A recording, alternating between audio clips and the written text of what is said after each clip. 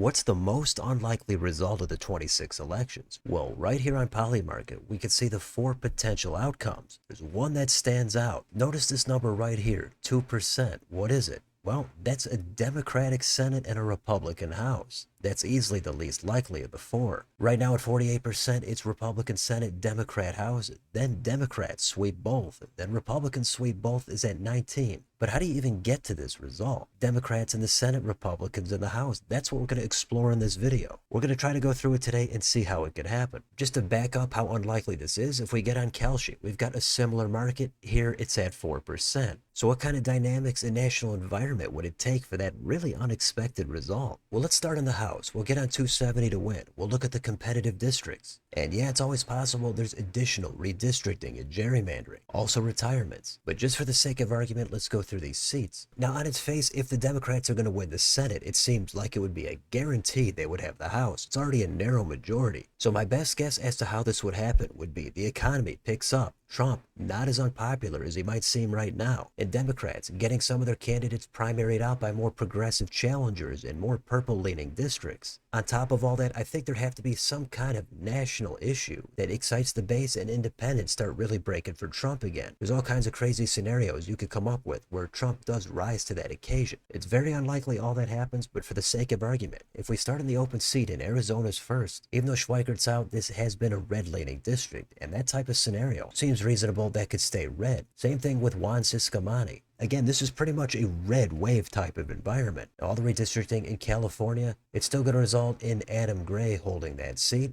Valadao could go either way. We'll say that he ends up losing it. Same thing with Darrell Issa. Gabe Evans in Colorado. That was a surprise he won that seat. We'll say he somehow manages to hold on. Meeks is going to pull it out again. In Michigan's 7th, Tom Barrett, he's going to get the job done. John James, that seat does not seem like a big stretch in this scenario. Tom Keene in New Jersey, he's definitely going to be able to make it. Gabe Vasquez, he's going to hold that seat for the Dems. New York's 4th, that one is going to go blue. Greg Landsman, we could give that one to the Dems. McKenzie in Pennsylvania, we'll say he holds on. Scott Perry, same thing. Vicente Gonzalez, I'm going to say that's too big of a hill to climb. He's going to go down. Who knows what's going to happen in Virginia, but we'll say Jen Kagan. She actually gets defeated still. Perez in Washington, that one's tough. In this environment, she might actually go down if Republicans get a solid candidate. But for this one, we'll just say that she holds on anyway. And Van Orden in Wisconsin, we'll say he still pulls that out. So if it is a big red wave, this doesn't seem completely impossible. Again, if everything lined up, which doesn't seem likely. Now in this, that comes out to 220 for the Republicans, 215 for the Dems. So another very tight majority for the GOP. You could even say Gabe Evans still loses in Colorado. And maybe go down to Pennsylvania. And let's say Ryan McKenzie, he's defeated. Still, Republicans are going to be able to hold that majority. And keep in mind, that's also considering Jared Golden here. That seat flips red. And the Don Bacon seat, that one also flips blue. So they kind of swap seats there. So in this unlikely event, Republicans still come out with a 1-seat majority. And just like the market says, I think there's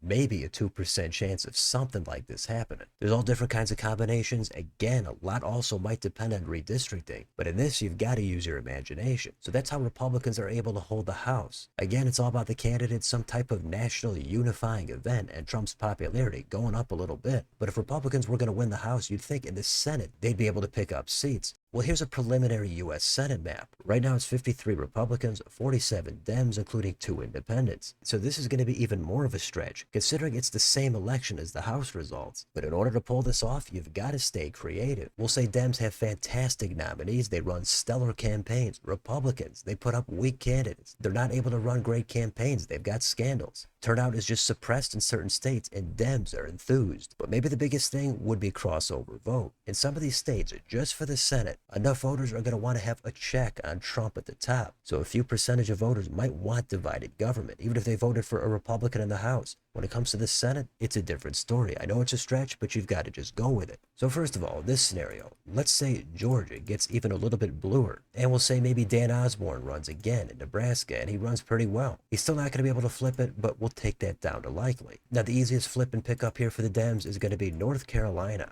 That's Roy Cooper. That's one flip for the Dems. Now we got to go up to Maine. Susan Collins is finally defeated, maybe by Graham Plattner, maybe by Janet Mills. Either way, this is what the map might look like on a regular night. But then the blue wave is going to start to build. What happens next? Alaska is going to come down into single digits. Then Ohio and Iowa.